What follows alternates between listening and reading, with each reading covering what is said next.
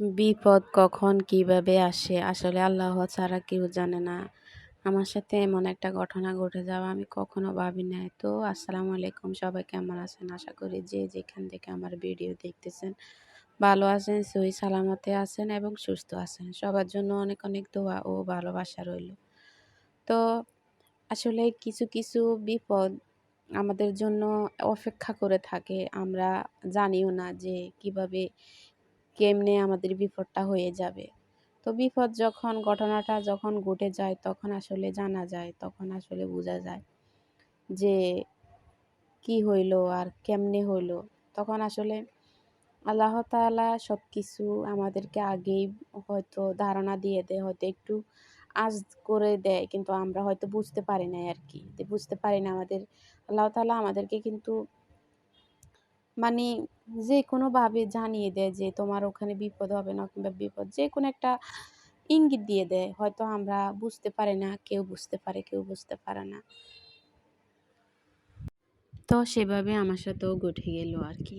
আমি আসলে বুঝতে পারি নাই। আমার তখন চোখে মুখে কিছুই দেখি নাই। সব দেখে আমি অন্ধকার দেখছি, অন্ধকার মনে হইছে। আসলে আমি ভাবতেও পারি নাই আমার সাথে এমন ঘটনা ঘটবে। তো আজকে আপনাদের সাথে কথা বলতে বলতে রান্নার ভিডিওটা শেয়ার করে ফেলতেছি। আমি আজকে রান্না করতেছি। কিছুই ভাল লাগে না। গরম আসার পর থেকে কিছুই মন চায় না। কেমন কেমন লাগে সবকিছু। তো পরে কি রান্না করব, কি রান্না করব? আমরা মেয়েরা তো সকালে ঘুম থেকে উঠেই একটা চিন্তা থাকে যে আমরা কি রান্না করব, কে কি খাবে? এগুলা চিন্তা করতে করতে আসলে আমাদের দিন যায়। তো পরে আমি কি করব, আপনাদের ভাইয়া ওইদিন পাঙ্গাস মাছ আনছিল। তো পাঙ্গাস মাছটা আমি কি করলাম, মানে কিছু ৪ টুকরা থুইছিলাম। ৪ টুকরা করে আমি পাঙ্গাস মাছ রাখছি। তো ৪ টুকরা নিছি যে এগুলা দিয়ে একটু ভুনা করব। আর ওইদিন যে আপনাদের ভাইয়া শাক আনছে, তো শাক দিয়ে আমি মাছের দিয়ে রানবো আরকি। আলু একটা দিয়ে মাছ দিয়ে তো রান্না করব। তো পরে এগুলো কুটাকাটা করতেছি। আর এদিকে আপনাদের ভাইয়াও আবার ছেলের জন্য খাওয়ানোর জন্য ১১টা বাজে খাওয়ান ১২টা বাজে ওদেরকে ছুটি দেয় আরকি। তো ১২টা বাজে খায়। খাওয়ার পরে গোসল করে। গোসল করে আমার ছেলে ওখানে ঘুমায়ে পড়ে। ওকে বাসায় আনি না, কারণ ও বাসায় আসলে কি হয়, ও ঘুমায় না। দুষ্টামি করে এদিকে ওইদিকে, গোসল করতেও চায় না। ও কি করে যে আমি গোসল করব না, ভালো লাগে না। আরকি আমার ছেলে একটু গোসল করতে চায় না।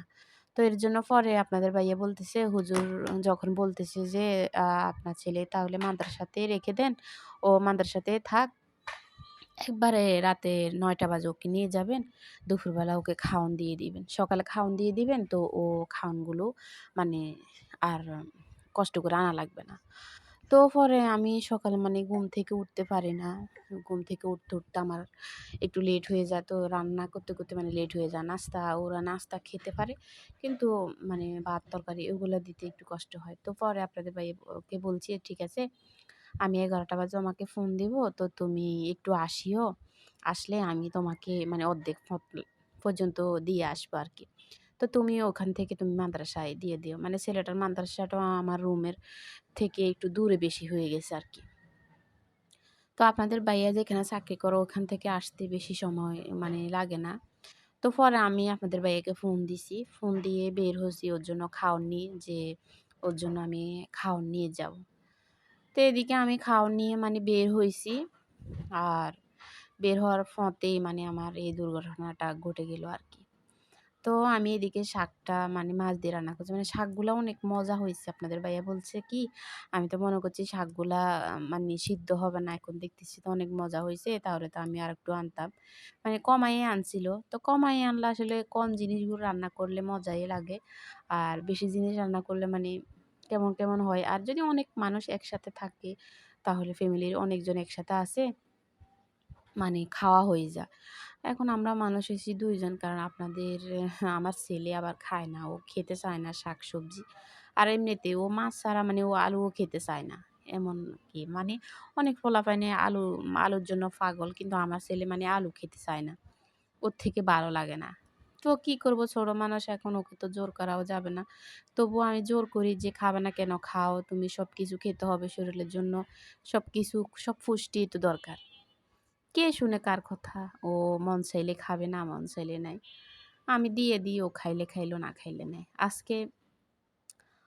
ওর জন্য মানে আজকের কথা বলতেছি, আজকে ওর জন্য আমি দিয়েছি।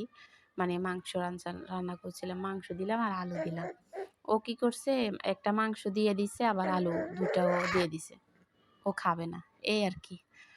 তো এদিকে আমার মানে শাকটাও হয়ে গেছে। আর এখন মাছের জন্য আমি মসলাটা একটু ভালোভাবে কষিয়ে নিলাম। কষিয়ে এখন আমি মাছগুলো দিয়ে দিছি।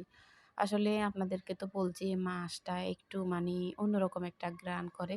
তো আপনাদের ভাই বলতেছে এটা মাছের ঘ্রাণ, কিন্তু আমার কাছে কেমন জানি লাগে। কি বলবো আর? এই যে ওর জন্য শাক দিছি আর মাছ দিছি। মাছগুলো ওর খুব পছন্দ হয়েছে বলতে, ওর আব্বু আসার পথে ও নাকি বলতেছে, "আব্বু, আমার জন্য আজকে মাছগুলো দিছি। মাছগুলো অনেক মজা লাগছে।" তো ছেলের জন্য মানে ভাত একদম কমিয়ে দিই। কারণ ছেলেটা মাছ মানে ভাত কম খায়, বেশি খাইতে চায় না। ও একটু মানে বাজারের জিনিসপত্রের প্রতি একটু লোভ বেশি। মানে বিস্কিট, ওই যে রুটি, ওইগুলোর প্রতিও লোভ বেশি, ওইগুলো একটু বেশি খায়। তো এখানে আমার মানে ওগুলো রান্নাবান্না শেষ করে দিয়ে আসছি। দিয়ে আসার পরে দেখেন আমার পায়ের কি অবস্থা। মানে পাটার অবস্থা একদম খুবই খারাপ। আমি কিভাবে যে ওর মাদ্রাসা পর্যন্ত গেছি আল্লাহ জানে। আপনাদের ভাইয়াকে ফোন দেওয়ার পরে ও তো মানে আসছে, কিন্তু ওর সাথে আমার দেখা হয় নাই। ও কি করছে, অন্য রাস্তা দিয়ে আসছে। আমি গেছি এক রাস্তা দিয়ে, ও আসছে অন্য রাস্তা দিয়ে। তো আবার আমি মোবাইলটাও রেখে গেছি। মানে হাতেও ব্যথা পাইছি, পায়ের অবস্থাও খারাপ। মানে আমি এমনভাবে ধাক্কা খাইছি ওটার সাথে, ধাক্কা খাওয়ার পর আমি যে ওয়ালের সাথে বাড়ি খাইছি। খাওয়ার পরে মানে পায়ের হাতের এই অবস্থা হইছে।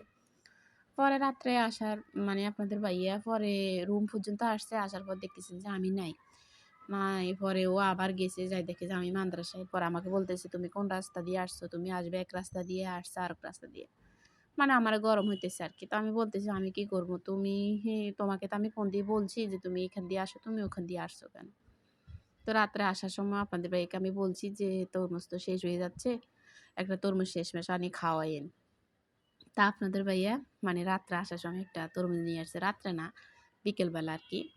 মানে সন্ধ্যার আগে দিয়ে। তো পরে মানে তরমুজটা আলহামদুলিল্লাহ অনেক ভালো হইছে। মানে তরমুজটা অনেক মিষ্টিও এবং লালও হইছে আলহামদুলিল্লাহ।